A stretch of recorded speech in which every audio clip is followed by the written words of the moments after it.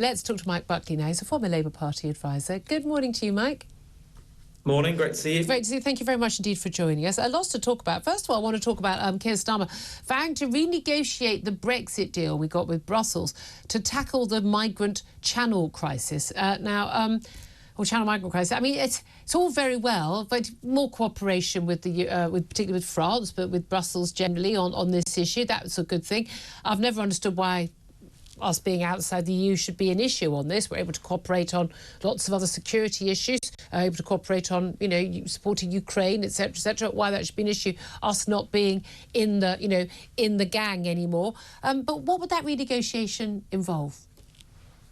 I'm quite surprised, really, this has been sold as a renegotiation of the Brexit deal, because it is, that's one way of looking at it, but it's quite an odd way to sell what is essentially Keir Starmer saying we want to regain access to Europe-wide police databases, security databases that we'd lost access to when we left the EU because of the nature of the Brexit deal that Boris Johnson chose. So when we left, of course, that disrupted our trading relationship. It disrupted collaboration in things like security and defence and healthcare and medicines and, everything, really. I mean, so much, as we all know, we've all seen the stories in the press over the last few years.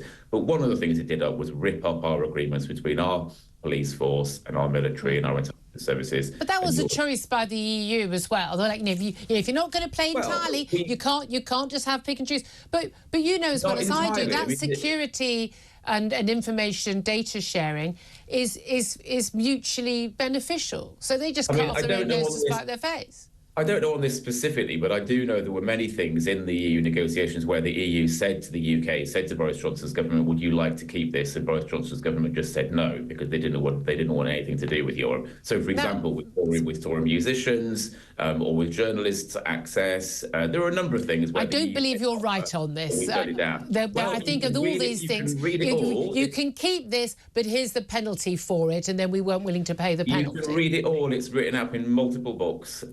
Books by people who are happy to sell Britain down. I mean, come on. Well, those are people who were in the room, which I wasn't, so all I can do is listen to what they have to say. But anyway, on this, I can't imagine there's anybody in Britain who thinks I don't want British police forces and intelligence services talking to people across the channel, partly about migration, partly about criminality, people breaking the law, people breaking the law here or there and then escaping to the other side, over the channel, trying to get away from the police. It's clearly a good thing if we're able to share databases and our police officers and intelligence services are able to talk to each other. Yeah, no, absolutely, and I agree. And it's a good thing for both.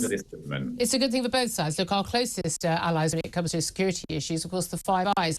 And they're, some of those are on the other side of the world. In Australia, for goodness' sake. But here's the thing: one of the concerns a lot of people like Brexiteers like myself have, and the majority of people in this country who do want tighter border controls, certainly on illegal migration, is that one of the things that Keir Starmer wants to do is not just have more data sharing on security, but also to kind of do a deal to tackle this issue in terms of sharing out the problem. Now, that's something that's happened within the EU, called massive ructions between the north and the south, the east and the west within the EU itself. But there's no doubt at all, if we did go and get into a deal to sort of deal with this, it would involve us having a share of the EU's illegal migrants. We'd have our own quota. Now, we're a big country, we're a rich country. We'd end up probably taking more than we already do have. Why would that be in our interests?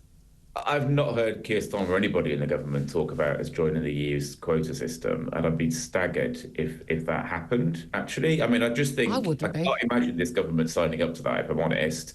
What I think we have all learned over the last few years is the let's go it alone and secure our own borders route hasn't worked out particularly well, has it? I mean, we've still got loads of people coming over the channel. Well, we haven't secured our borders. I mean, we could, we just haven't done it. Without any help from the EU has gone particularly badly. So I think maybe let's try the cooperation route. Why would the EU and or France suddenly decide to cooperate? Why would they suddenly do that? Why wouldn't they in the first place, and why would they suddenly decide to do that?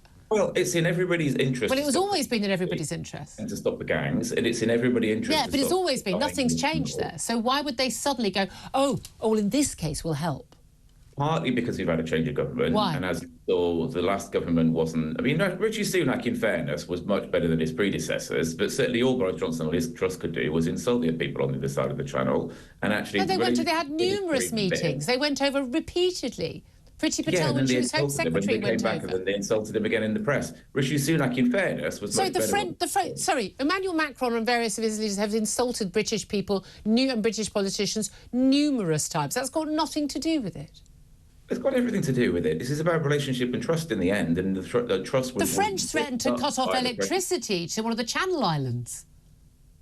They did what? Sorry. They threatened to cut off electricity to the Channel Islands. Do you remember that? I'm afraid I missed that entirely. When there was a big fishing boat battles. Do you not remember?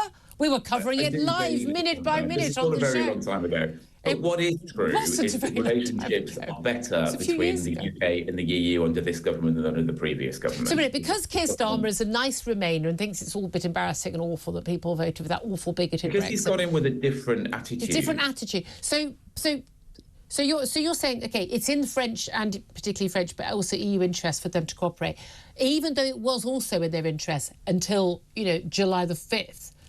They didn't do it. They deliberately didn't do something. Keir has gone in with different ideas, with specific proposals, for example, particularly around stopping the gangs. So working. No one thought of that before. Well, the previous government weren't talking about it. They were. My God, I've covered that so many times. I can't tell you. I'm bored with talking about that because it never actually happens.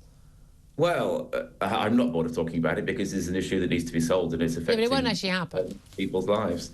Well, I'm not as cynical as you, Julia. And I'm not a cynic. I'm just realistic. I don't know how many years we could be told we're going to tackle the gangs and then they're going to stop there and then the gangs aren't. You're right. It hasn't happened, and you're entirely right. Keir Starmer's got some proposals. We haven't seen whether they work or not. But it's incumbent on us to wish him well and to give him a chance. Of course, we want to scrutinise those proposals. I'd love it if it worked. I just find it fascinating that apparently everything relies on being nicey with the French and with Brussels, and I don't understand why they would suddenly change their mind. They're quite happy to be shot of these illegal migrants. They're not going to help us. We all know in every part of our lives it's so much easier to work with people who are having a pleasant and easy conversation with us, who seem to like us and think well of us, rather than people who are insulting us at every opportunity. Again, I don't know when all these insults were happening. I'm fascinated to know when this was all happening. If you look back through the records of Boris Johnson on his Truss, it was all about. There was a sea change. Again, credit to Rishi Sunak. When Rishi Sunak came in, he buried the hatchet, which is why we got the Windsor Framework, which has made a huge difference to the people of Northern Ireland, which I'm very, very glad about. But it did largely end the war of words between the UK and the EU, and that was a major step forward. It was a step towards professionalism. A step towards the EU stopping punishing Britain for a democratic vote to leave. They were never punishing us. We made all our own choices. We made our choices, yes, and they punished us for it.